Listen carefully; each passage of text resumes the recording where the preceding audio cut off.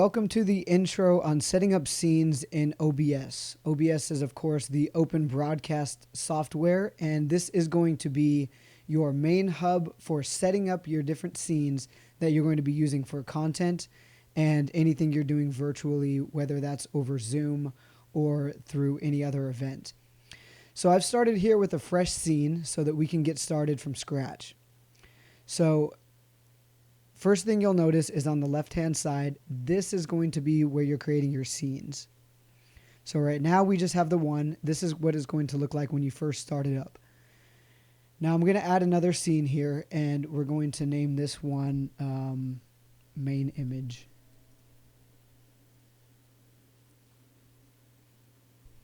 And I'm going to rename this one here by double-clicking with 2 fingers, blackout.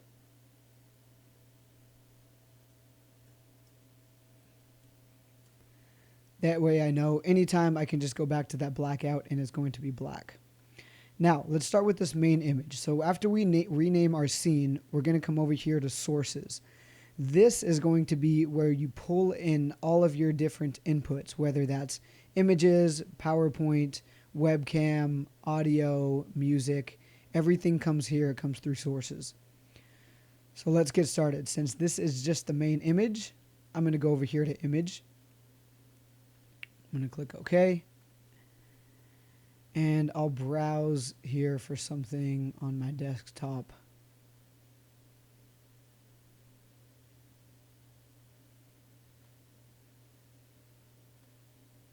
There's a screenshot. Awesome. So here's a screenshot that I just pulled. So now you'll notice by default, the pixels on this image are bigger than the area itself. You can see by these gray bars on the outside, that means the image is cut off. So what we can do is we can actually drag these corners in and reframe it back up so that we're not losing any of the image. Now, this image is a different size than the default screen size that I have. So there's either going to be black bars up at the top, or there's going to be something cut off on the side. That's just because of the size of the image. So you want to make sure you have showing what you want. So let's create another scene now. So this one is going to be webcam. So we created our scene. Now we have to add it under our source. So anytime you're adding anything that's going to be video related, it's going to be under video capture device, because you're capturing live video. And I'll name this one webcam. Okay, so I have a few options here. The Blackmagic design is the camera that I'm using, the professional camera, but we're going to just go with the FaceTime camera here, because this is my webcam that I'm using. So now that we have that, you can see that that's not framed up. If I wanted to make this full screen, boom. So now I have my scene set up. So that's another scene. Now let's create one where we want to do side by side, or 2 different views. So we'll name this one side by side. This is going to be if you have multiple cameras or you want different angles for yourself with multiple cameras. So the first one's going to be video capture device. I'll name this one ProCam.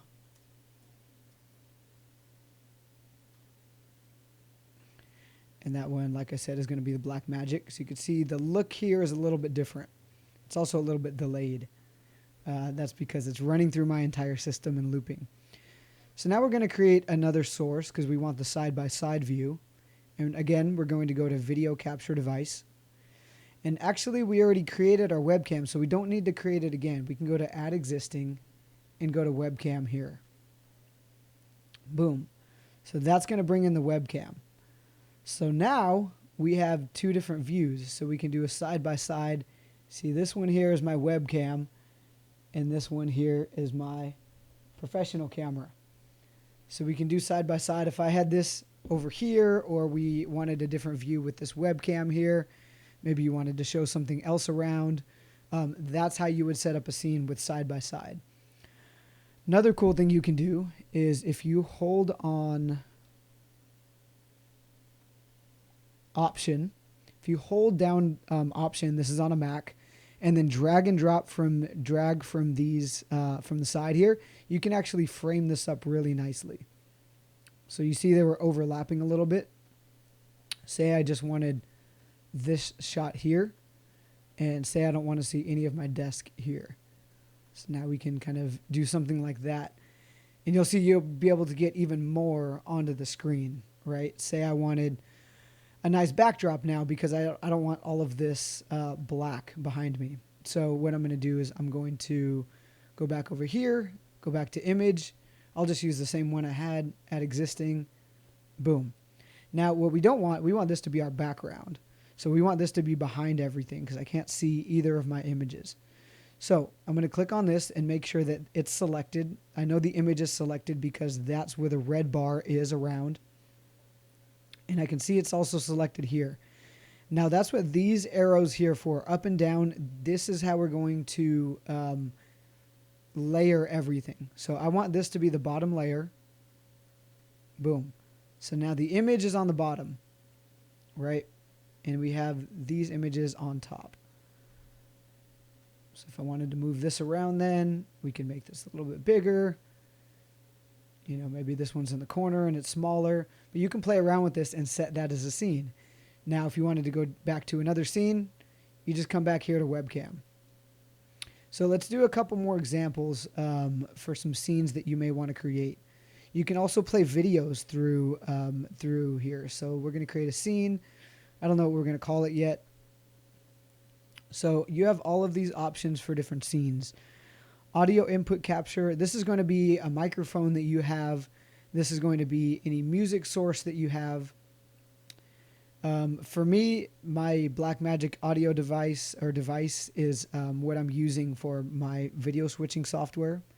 You can pull in a browser. So say you have a browser and you want to share your screen. This is going to be how you do this. So for instance, you can actually put in a URL here.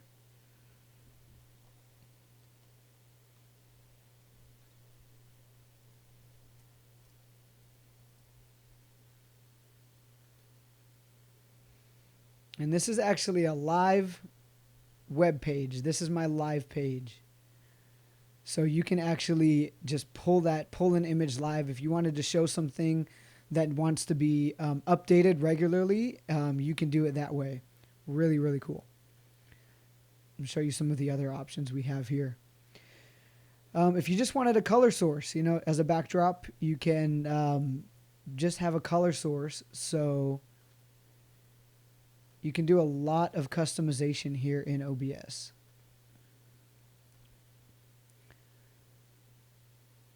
Another thing you can do is add text straight into OBS.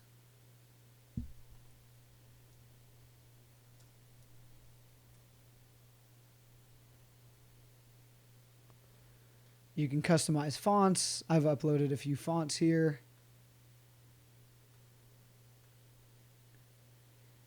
You can add outlines, and you can make sure that's framed up. So this is really customizable when it comes to everything that you're doing with the scenes. And then the last thing I'll show you is a window capture. So say, for instance, I wanted to pull a window. Maybe it's your Chrome window. Maybe it is, you know, a PowerPoint presentation. So I don't have any windows pulled up. So let me, now that that's pulled up, it'll show up here. Nope, that's not what we want.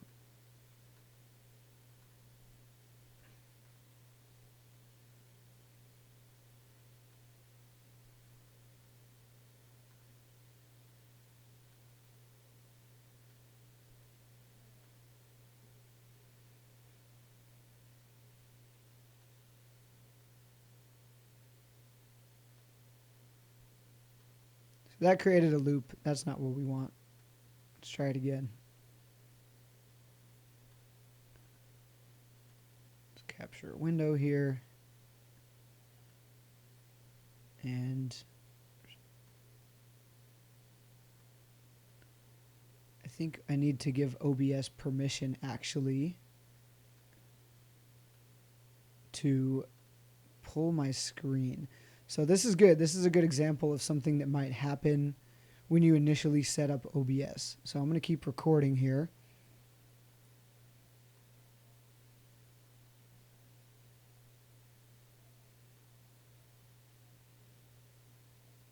Great.